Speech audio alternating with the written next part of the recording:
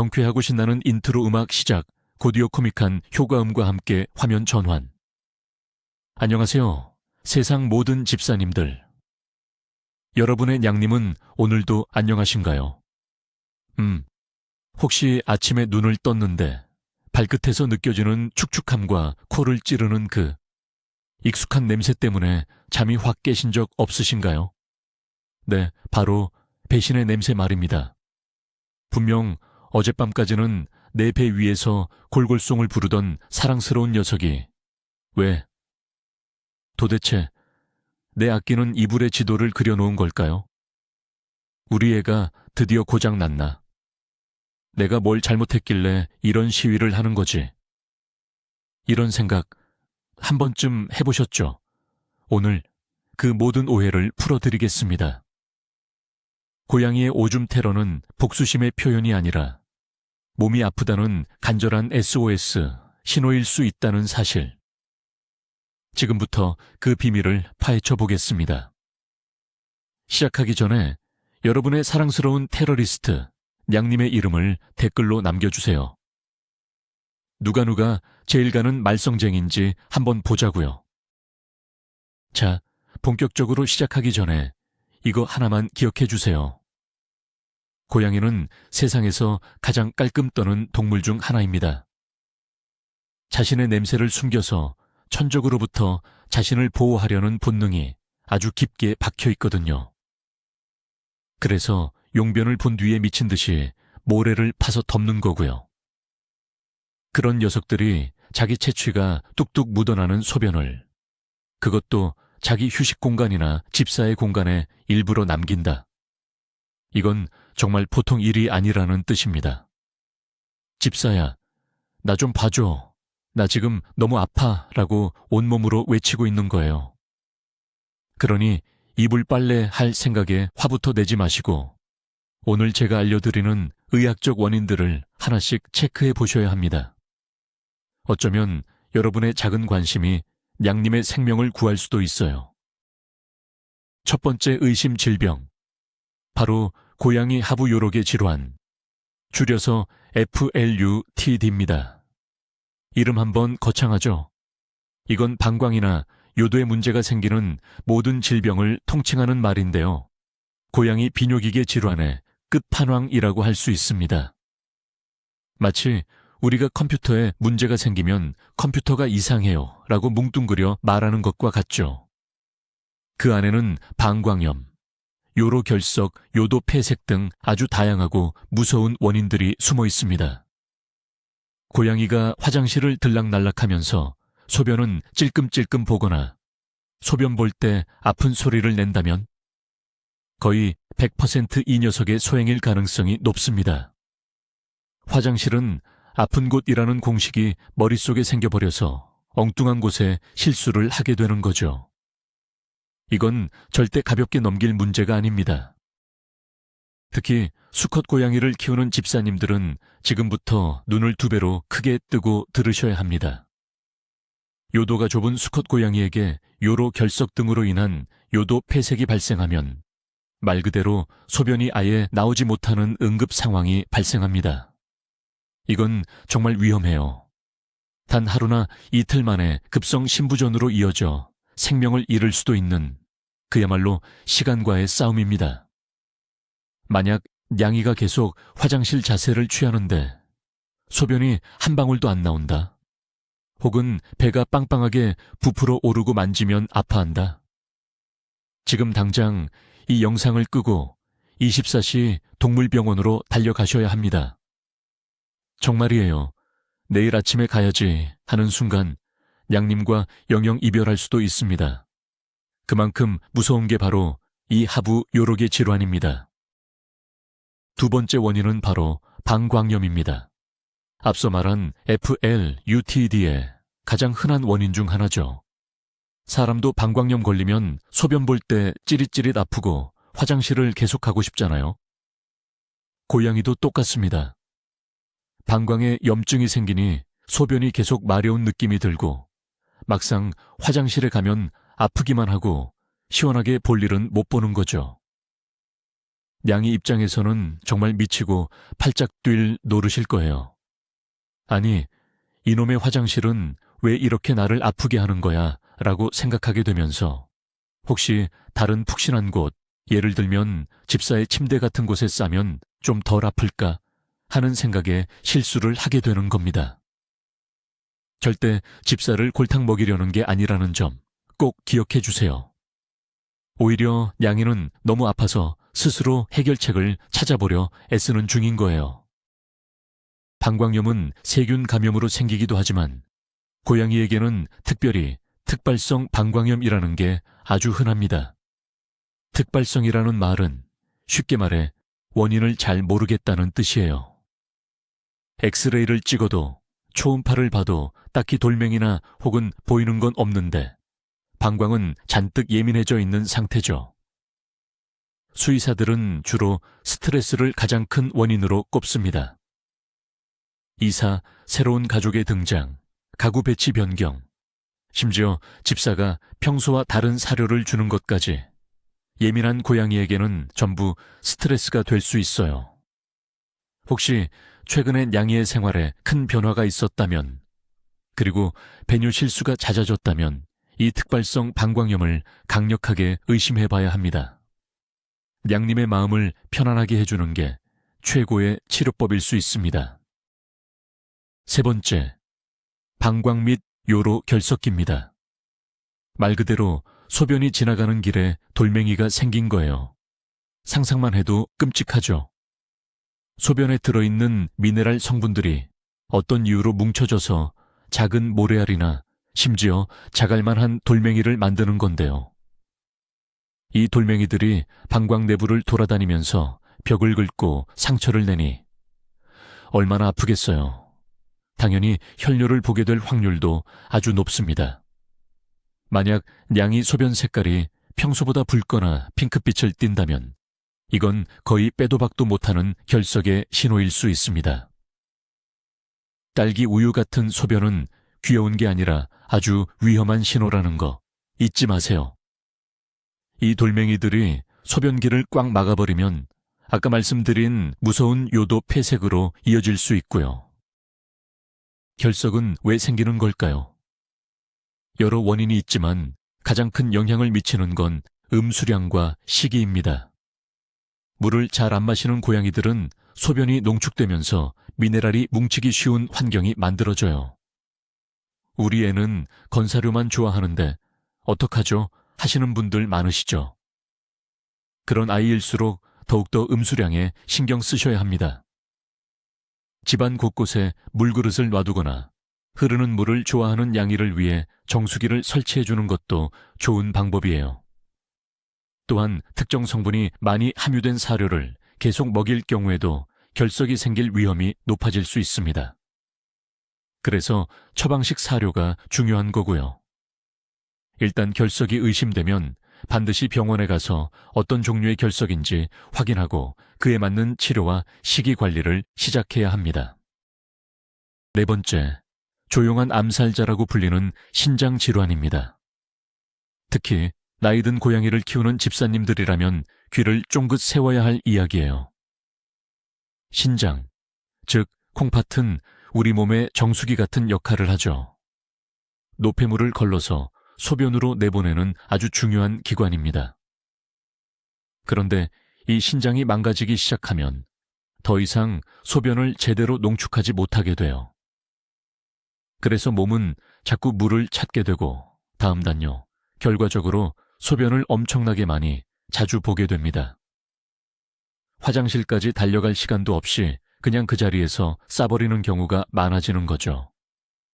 만약 우리 냥이가 갑자기 물 마시는 양이 폭발적으로 늘고 감자 소변 덩어리, 크기가 주먹만하게 커졌다면 이건 신장에 문제가 생겼다는 강력한 신호입니다.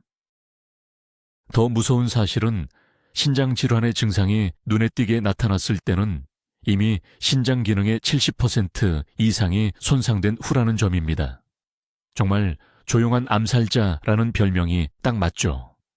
그래서 고양이 신장 질환은 치료보다는 관리의 개념으로 접근해야 합니다. 망가진 신장을 되돌릴 수는 없지만 남아있는 신장 기능이라도 최대한 오래 보존할 수 있도록 도와주는 거죠. 이를 위해서는 정기적인 건강검진이 정말 중요합니다. 특히 7살 이상의 노령묘라면 1년에 한 번씩은 꼭 피검사와 소변검사를 통해 신장 수치를 확인해 보셔야 해요. 조기에 발견할수록 우리 냥이와 함께할 수 있는 시간이 훨씬 더 길어진다는 사실 꼭 기억해 주세요. 5번째 이유는 당뇨병입니다. 네, 사람만 걸리는 병이 아니에요. 고양이도 당뇨병에 걸릴 수 있습니다. 특히 뚱뚱한 고양이, 즉 뚱냥이 집사님들은 주의하셔야 해요. 당뇨병에 걸리면 혈당이 높아지고 몸은 이 높은 당을 소변으로 어떻게든 배출하려고 합니다. 이 과정에서 엄청난 양의 수분을 함께 끌고 나가기 때문에 신장 질환과 마찬가지로 물을 많이 마시고 소변을 많이 보는 다음 단뇨 증상을 보이게 됩니다. 소변량이 너무 많아지니 화장실까지 가는 걸 참지 못하고 실수하는 경우가 잦아지는 거죠. 심지어 당뇨병에 걸린 고양이의 소변에서는 희미하게 달콤한 냄새가 나기도 한다고 해요. 당뇨병의 또 다른 특징적인 증상은 분명히 밥은 허겁지겁 엄청나게 많이 먹는데도 살은 오히려 계속 빠진다는 점입니다. 몸이 포도당을 에너지원으로 제대로 사용하지 못하기 때문이에요.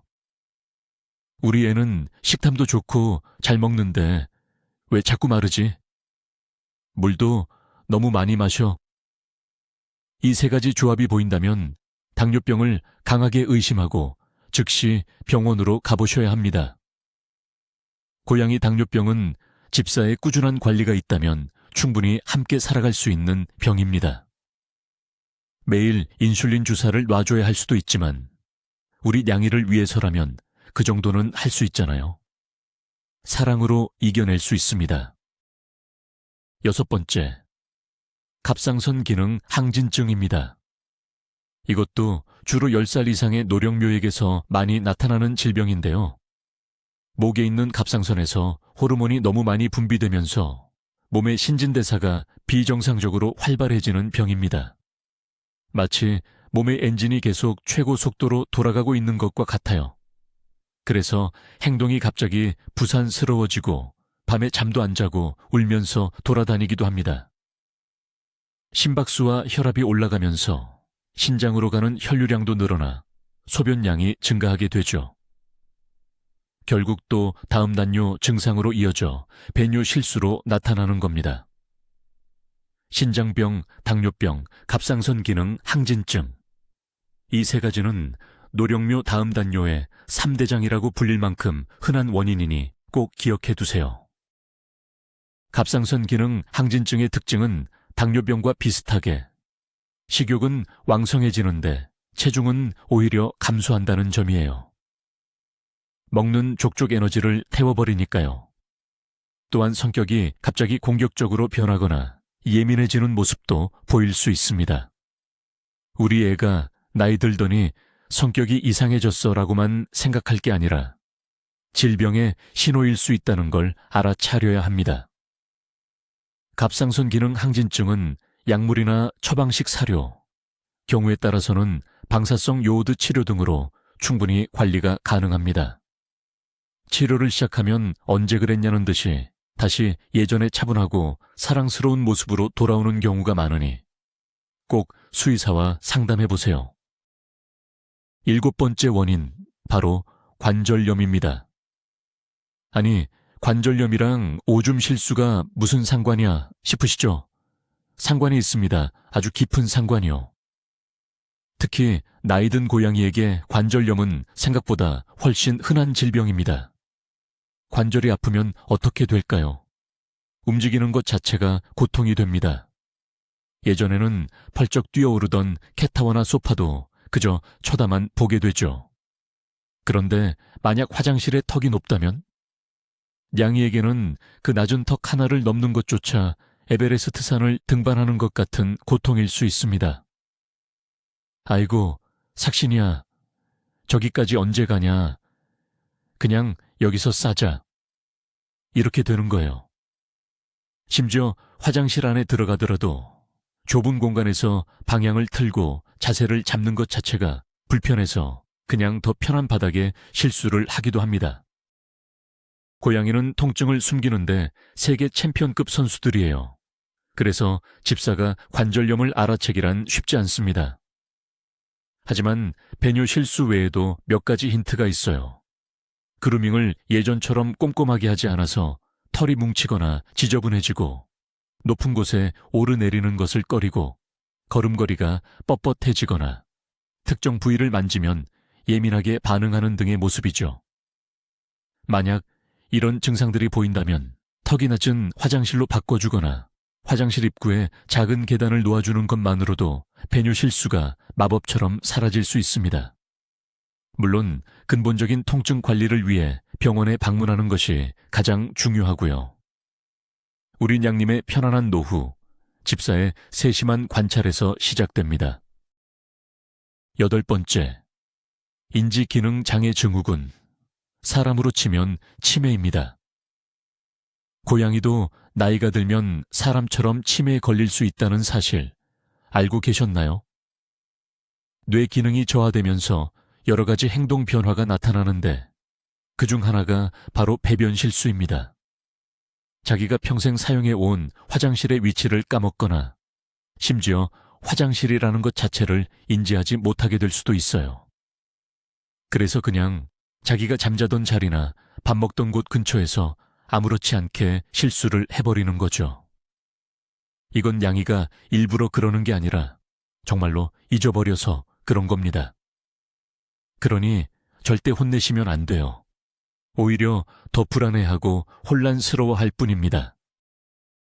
고양이 치매의 다른 증상으로는 밤에 목적 없이 울면서 돌아다니거나 구석이나 벽을 멍하니 쳐다보는 행동, 집사를 잘 알아보지 못하거나 반대로 과도하게 집착하는 모습, 잠자는 시간이 크게 늘거나 줄어드는 수면 패턴의 변화 등이 있습니다. 안타깝게도 치매는 완치가 어려운 질병입니다. 하지만 뇌 기능에 도움이 되는 영양제를 급여하거나 생활 환경을 최대한 단순하고 안전하게 만들어줌으로써 진행 속도를 늦추고 삶의 질을 높여줄 수는 있어요. 화장실을 집안 곳곳에 여러 개 두거나 냥이가 주로 생활하는 공간에 배변 패드를 깔아주는 것도 좋은 방법입니다. 마지막까지 편안할 수 있도록 도와주는 것, 그것이 집사의 마지막 사랑이겠죠. 9번째 이유는 의외의 곳에 있을 수 있습니다. 바로 다른 부위의 통증 때문이에요. 예를 들어 치통이 너무 심해서 전반적인 컨디션이 엉망이 되거나 어딘가에 부딪혀서 다리를 다쳤을 때도 배뇨 실수로 이어질 수 있습니다. 몸이 아프면 만사가 귀찮아지고 평소에 잘하던 일들도 힘들어지잖아요. 고양이도 마찬가지입니다. 아파 죽겠는데 어느 세월에 저 멀리 있는 화장실까지 가냐 하는 생각에 가까운 곳에 실례를 할 수 있는 거죠. 특히 고양이 구내염이나 치주 질환은 매우 흔하면서도 극심한 통증을 유발합니다. 밥 먹을 때 아파서 소리를 지르거나 침을 많이 흘리고 입 주변을 만지는 것을 싫어한다면 치아 문제일 가능성이 높습니다. 이처럼 배뇨 실수라는 현상 하나만 보고 비뇨기계 문제일 거야 라고 단정지어서는 안 됩니다. 고양이의 전반적인 상태를 모두 살펴봐야 해요.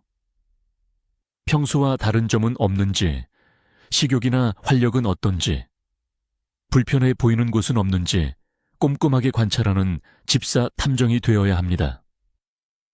고양이는 말을 할 수 없기 때문에 이런 작은 행동 변화들이 유일한 단서가 됩니다. 원인이 무엇이든 통증은 고양이의 삶의 질을 급격하게 떨어뜨리는 주범이니 조금이라도 이상한 낌새가 보이면 주저하지 말고 병원으로 달려가세요. 괜찮아지겠지라는 안일한 생각이 냥이를 더 고통스럽게 만들 수 있습니다. 마지막 10번째, 생각하고 싶지 않지만 반드시 염두에 둬야 할 가능성. 바로 암 혹은 종양입니다. 방광이나 요도 혹은 그 주변 장기에 종양이 생겨서 물리적으로 소변기를 누르거나 방광을 자극할 경우 배뇨 실수를 유발할 수 있습니다. 종양이 신경을 압박해서 소변을 조절하는 능력을 잃게 만들 수도 있고요. 물론 다른 원인들에 비해 흔한 경우는 아니지만 특히 나이가 많은 고양이에게서 원인 불명의 배뇨 곤란이나 혈뇨가 계속된다면 종양의 가능성도 반드시 체크해봐야 합니다. 종양은 초음파나 CT 같은 정밀 검사를 통해 발견할 수 있으며 조기에 발견할수록 치료 예후가 좋습니다. 이외에도 수술 후유증이나 신경계 질환 등 다양한 의학적 원인이 배뇨 실수로 이어질 수 있습니다. 오늘 제가 말씀드린 10가지 이유는 가장 대표적인 것들일 뿐이에요. 여기서 가장 중요한 핵심 메시지는 단 하나입니다. 고양이의 배뇨 실수는 문제 행동이 아니라 질병의 증상일 가능성이 매우 높다는 것. 그러니 우리 애 버릇을 고쳐야지라며 혼내거나 벌을 주는 행동은 절대 금물입니다. 냥이는 지금 너무 아파서 혹은 너무 불편해서 여러분에게 필사적으로 도움을 요청하고 있는 거니까요. 그 신호를 무시하지 말고 가장 먼저 동물병원에 데려가서 정확한 원인을 찾는 것이 집사의 첫 번째 임무입니다. 자, 이렇게 해서 고양이가 화장실 밖에 소변을 보는 10가지 의학적 이유에 대해 알아봤습니다. 이제 더 이상 이불에 그려진 지도를 보며 녀석을 미워하거나 서운해하지 않으실 거죠. 여러분의 냥님은 못된 악당이 아니라 아픈 몸으로 어떻게든 집세계 신호를 보내려 애쓰는 작은 천사랍니다. 물론 이불 빨래와 냄새 제거는 집사의 숙명이겠지만요. 웃음, 그래도 괜찮아요. 그런 사소한 수고로움쯤은 녀석들이 우리에게 주는 무한한 사랑과 행복에 비하면 아무것도 아니니까요. 오늘 영상이 여러분과 여러분의 냥님에게 조금이나마 도움이 되셨다면 좋아요와 구독 버튼 꾹 눌러주시고요. 주변에 비슷한 고민을 하는 다른 집사님이 있다면 이 영상을 꼭 공유해 주세요. 여러분의 작은 관심이 한 생명을 구할 수 있습니다. 마지막으로 댓글 질문. 여러분의 냥이가 실수했던 가장 황당하고 기상천외한 장소는 어디였나요? 웃픈 경험담을 함께 나눠봐요. 그럼 저는 다음에 더 유익하고 재미있는 고양이 이야기로 돌아오겠습니다. 안녕.